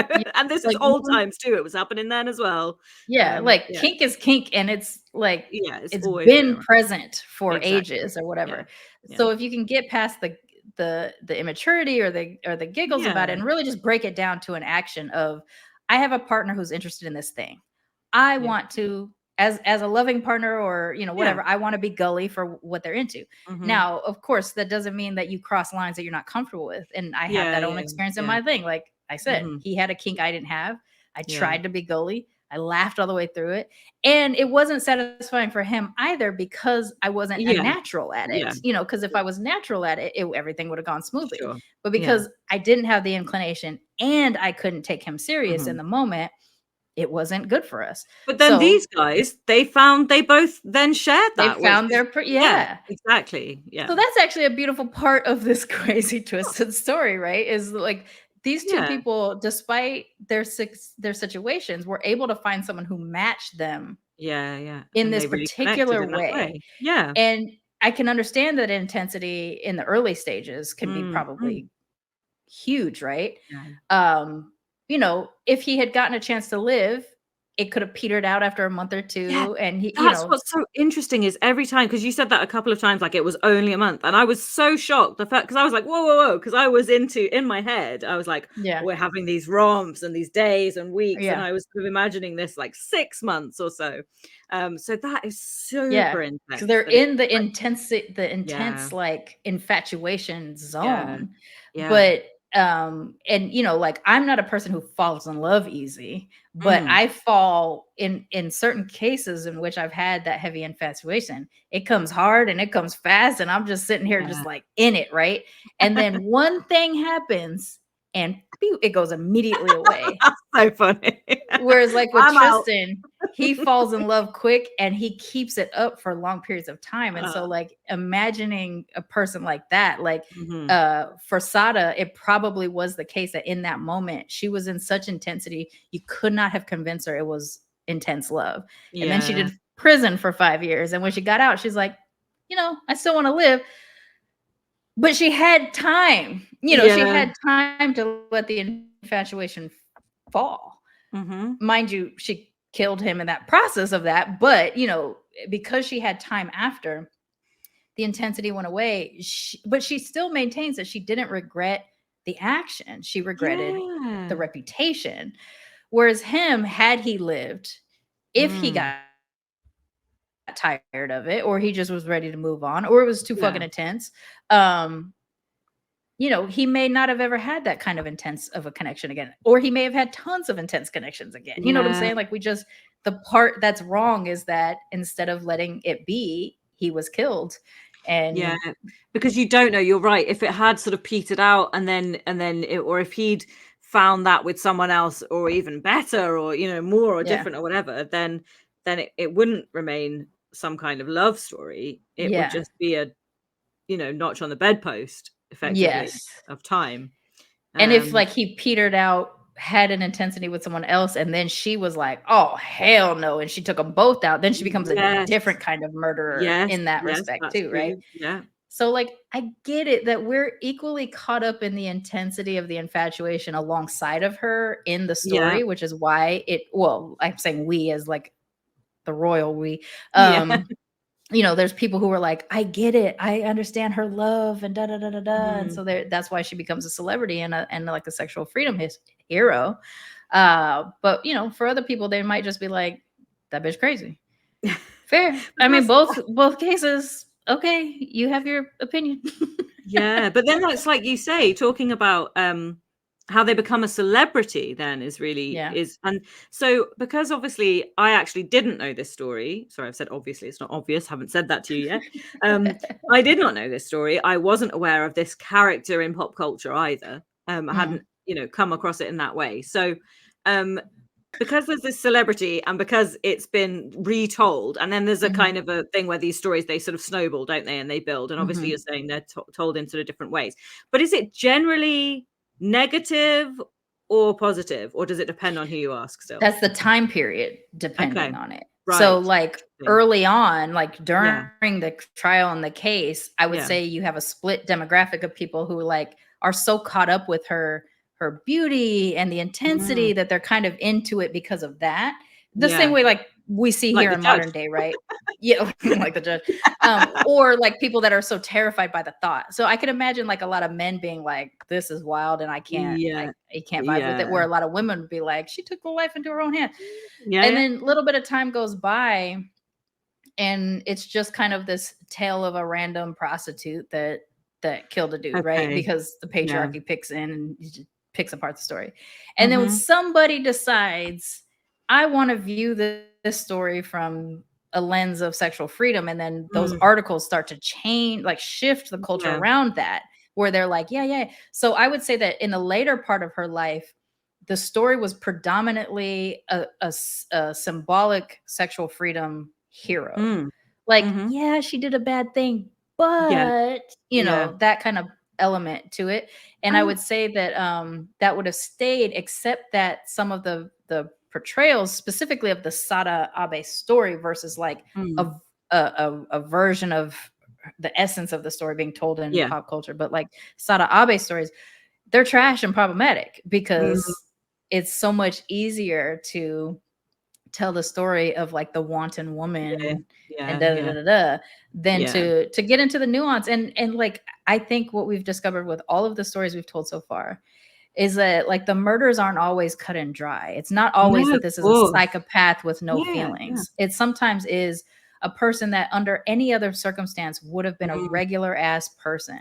But the intensity of the moment or the feelings or the stacking of abuse or whatever is the reason why they do this thing. And in that case, I want to remain sympathetic to the degree that I can. and Yeah. then acknowledge the crime and the thing. And so, like in her case, Sure. yeah, I would say that it's a mixed bag, but Okay, that's predominant. I would say the longer part of her story after her imprisonment was Mhm. over would be that of a symbol of sexual Okay. freedom to this I mean, day. one thing that strikes me is that if you have syphilis, you can get a lot of mental health issues, and you Fair, can yeah. experience delirium and like Mhm. extreme highs. And Yeah. so I'm just Oh, wondering, like, that's a good this image of point. her, like with the smile or beaming, or maybe if she's having these extreme highs and then these extreme lows, obviously because she's Yeah. drinking in Yeah. between, but also this insatiable appetite for sort of hedonism, or Yes. constant state of, near Mhm. ecstasy by constantly, being engaged in the sex. I'm just wondering, and I'm also wondering, did he have the sif from her? And That's a good question too. That if I he did, don't then know. together they definitely would be a match made, because Right. they'd both be perhaps after that extreme Because high. at this time, syphilis was viewed as an incurable because Mm, penicillin wasn't available yet, yeah, right? But yeah, there was containable and controllable to a mm, degree, and yeah, they would kind of clear somebody back for work in that mm, area if they didn't show signs. So mm, the question that I do, you bring up a good point about the smiling, because I wanted to mention the smiling and I kind of went mm. off track for it. It does read, when you see the photos, it does read as someone who's just like, do you not understand what's happening right now? Like, Yeah, yeah, yeah, yeah. you're being arrested, like this is a serious Yeah. thing. But But I there think can be it's this all, mania, and it's to do with the way the bacteria, when it's to the brain. So even if yeah, perhaps she's asymptomatic, in other ways with the rash and all the other symptoms, maybe, yeah. if that looks to be clear, but she could still be, harboring, It could, yeah, because so it would be like long syphilis in that it Yeah, penetrates yeah, your brain yeah, versus like, exactly. Yeah. so like if you like today, if you were to contract syphilis and you got Mm, your penicillin shot right away, you're good. mm, You move on with your mm. life, Yeah, and it is what it is. But if it yeah, takes you a while to figure out that that's what you have, the longer you yeah, have it before you get your syphilis or your penicillin, the the effects are there, yeah, even if you've been cleared of it, exactly. some damage was done. And then if you let it go Yeah. into long syphilis, of course, we've heard the stories about what happens to people and, Mm, body parts falling off and all that other mm. kind of stuff. She Ah. didn't have any symptoms, any outward symptoms in that. Yeah, Like she didn't have any of the lesions. She didn't have yeah. any of the, she wasn't like Al Capone and the no Mhm. nose and all that other kind of stuff. But maybe she had Yeah, and maybe that's why long-term she was brain just effect. so insatiable, and they Yeah. just, and like Yeah. when I was just thinking about this kind of, like I said, like, I see you, I raise you. Maybe it was just because it Mhm. was a race to the top of like, what else have we got? Where else can we get to? Right. Um, And which like in itself today, is a different kind of sad. But yeah, and I'm not trying to take away from the love story element, if if that's what fair. it is. But it's just another thing to think Yeah. about, that could Well, be because these playing things are a part. complicated, right? Yeah, Like, I don't yeah. think there's one answer. And yeah, like it could have gotten in there. It could have been some of that intensity could have been related to Mm. some erosion of a part of the brain because Possibly, of the yeah, syphilis. And but yeah, I think these things are super complicated. And I understand that we are naturally romanticize a lot of our big yeah, stories and stuff like that. We yeah. can't help it. I mean, even I can't help it. And I try to look through, as much nuance as possible. But, like there are some, and I don't know if I'm guilty of it too. Like, Mm, am I idolizing, even though I'm like acknowledging the horror of what they did, am I yeah, also guilty of kind of idolizing them? But it has to do with like, I'm so fascinated by why my brain hasn't made any of the decisions that their brain made. You know what I'm saying? Like, yeah, and I've said that from jump, right? yeah, That's yeah, a part of absolutely. this thing that fascinates me about Yeah, all of true crime is and I was thinking about it again in editing our episode from last time because I mhm, remember saying to you, like, is it more horrific? Is it more terrifying that it was a crime of passion or yeah, that it's thought out? yeah, And then I absolutely. put myself in that position. Like, had Tristan harmed me in a crime of passion or Mm, planned it, which would mm, I have been more horrified about in the moment, right? Like, mhm. at this point, I really don't know. Like, I think both sound horrible to me. Yeah, yeah, Um, or vice versa, if I did it, like, mhm, whatever would set me off enough. I have yeah, no yeah, idea what that marker is, but what would set me off enough that I'm just like, "I'm done and you are out and I am taking you out." yeah, I don't have, because I don't have the inclination, but I have this interest in true crime. I'm like fascinated by what is it? And sometimes it could be a disease, and sometimes it could be PTSD, and sometimes it could just be, yes, they're a psychopath or a sociopath who can, or a like, combination of all these things anyway. Of all these things, right? Like, you know, I'm so wanting to dive in more on this side, and you know, we're not trained psychologists or anything like that. You know, we're just people who have this interest who We're just also blended can besties look at spilling the things. tea. That's it, right? But we have this ability who also can look through a complicated situation and see like the positive and negatives across both things. And I want to keep doing that because what I've experienced since we started doing the show in watching other like true crime documentaries or even watching back to ones I've watched in the past, my perspective is shifting so much. Because I'm actually engaging more often in a conversation about like, well, why do we think this happened? Versus this person is just diabolical.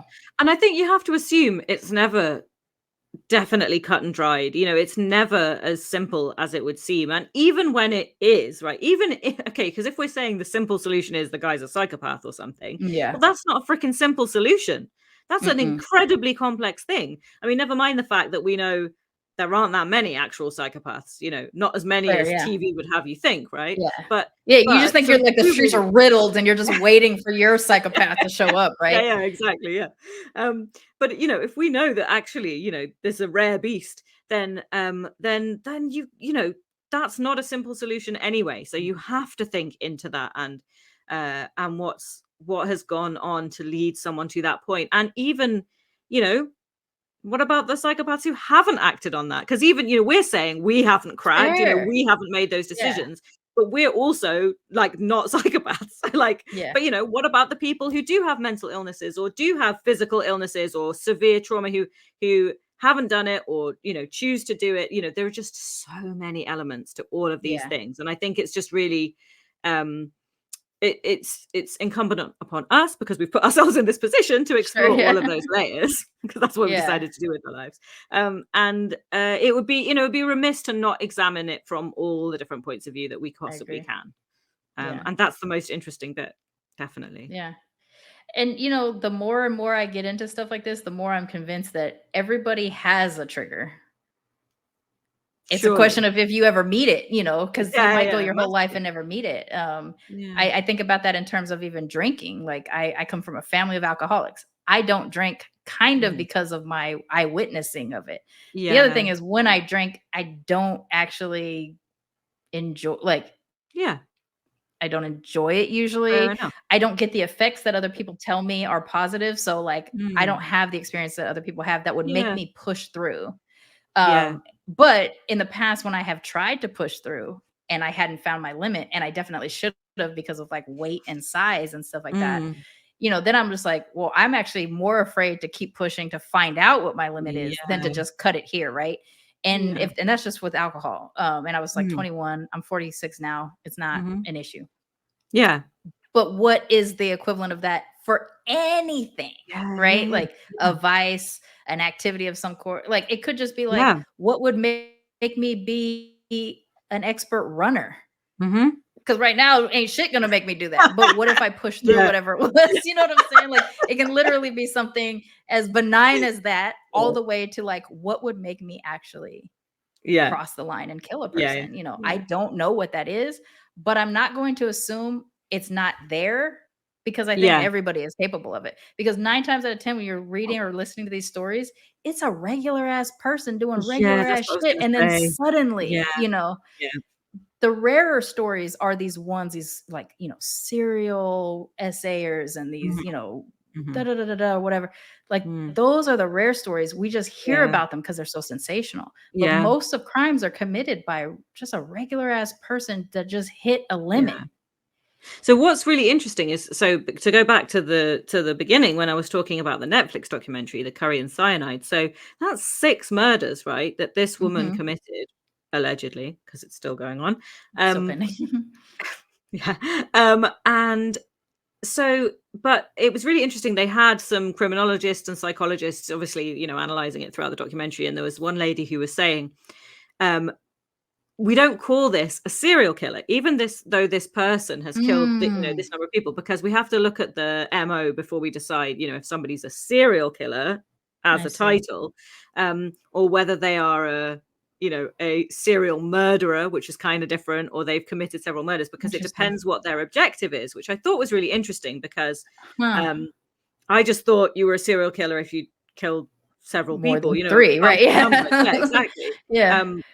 But I think because she varied a lot of how she had to do it or what had to happen. So even though it was probably the same weapon, as in poison, her motivation was sort of the same, but sort of different for every different person. If this guy was in my way, or this person I wanted money from, or right. So I just thought that was an interesting difference as well, because you can have killed that many people, but you're not a serial killer. That's kind of what these guys because like in Bundy's situation, where he's literally mimiking the same type of thing all the way through, you would call him a serial killer because that's of that. more of the serial killer, because it's this need to replicate the same thing or find the same type of victim, and that's why there's such a pattern, right? Whereas this is a bit more circumstantial, and although there is the same methodology, it's not a need to commit the same crime. So like if I'm in a moment, and let's say I have a crime of passion moment or something like that, and I pop, this person's gone or whatever, years and years later go by, I don't actually have the desire to kill anybody, it's just it was a moment or whatever, and then randomly I'm like, see someone walking down the street, and I'm just like, meh, and veer into him with a car. I wouldn't necessarily be a pattern killer. It would just be exactly. I just happen to have killed more than one person. Yeah, that seems interesting though, because I still feel like, well, that, like I said that on one of those other things where I was like, you just killed one. Like I struggled to get past the you just killed one, because I feel like there's activities that like it would be hard to never do again. Because I imagine, but I think that has to be the psychological component then, doesn't it? If you've got an 'cause imperative to repeat, or to take another life, or if you're literally bloodthirsty in that way, that is, because if there's a that's power element, if you feel there's a power you gain in killing someone, then killing one person doesn't make sense to me. Yeah. But if you feel like you gain power and then you keep going, then I get like that makes a little bit more sense to me. Yeah. You're craving something, you're searching for something. In a pattern killer, a serial killer like Bundy, where it's like there's a triggering thing, which I think has a lot to do with his mother, and then he's like mimicking that to a degree with everybody he kills. He's trying to satisfy something that he doesn't have an answer to, and it's not working because he has to keep doing it, right? Exactly. Whereas I imagine there are killers out there that are trying to answer a question of some sort, and when they do the act, it satisfies it and they could just move on. Yeah. So, and maybe like a revenge killing is like that, right? Like I only have you that I need to take out because you did this thing to me, and therefore and now that's done. And then I can just go on about my life, like, hoping I don't get caught. Yeah. And just like hoping nobody fucks with me again, because now I know I can do this thing, like that. True. But then again, that puts that idea in my head that like everybody has multiple killings in them. It's just a question of whether or not it's triggered. And maybe I'm completely off base about it, but I also ingest a lot of documentaries and podcasts and books and stuff like that. And so like when you invest that much, you just assume like everybody is diabolical. It's just what is your diabolical? It could be something different, So so that's the tale. The debate continues. And I like this part of the conversation, the post conversation too, because I end up rethinking absolutely, like how I think about something going in and stuff like that. So okay. Thank you so much for telling us this one. I feel bad that like every time I bring up Japan, it's just like this diabolical woman and stuff like that. I do have 2 diabolical men that one of them is so grotesque. It's also a solo killer that I'm just like, can I tell the story? I think I can, but it disturbs me, and I have a pretty strong threshold.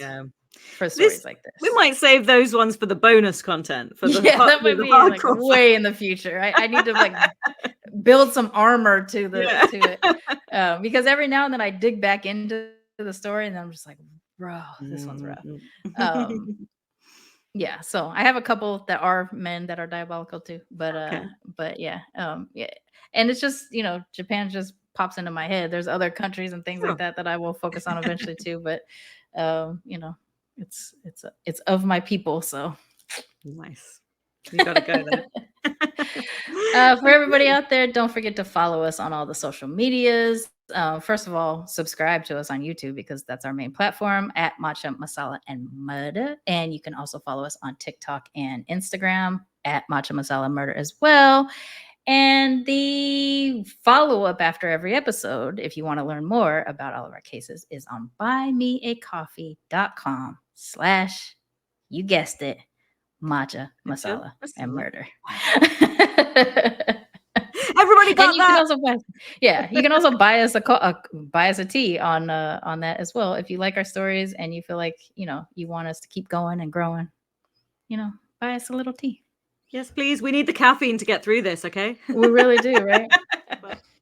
So yeah, buy us a cup of tea. Help us get through the day, and continue making more episodes just like this one. Yes. Okay, and we will catch you next time. Next week, we'll be back with yet another tale. It will be my turn, and I don't know which one I'm going to give you. So no spoilers or clues from me today. Yeah, okay, sounds good. Keep you in suspense. Matcha and Masala is produced and hosted by Sharmane Fury and Rhia Kaur. This is a Main Hustle Media production in association with Virtual Reality Studios. All stories are researched to the best of our ability with information freely available to the public. This podcast is intended for entertainment purposes, and due to the nature of true life crimes, some information remains inaccessible and new information can come to light after recording.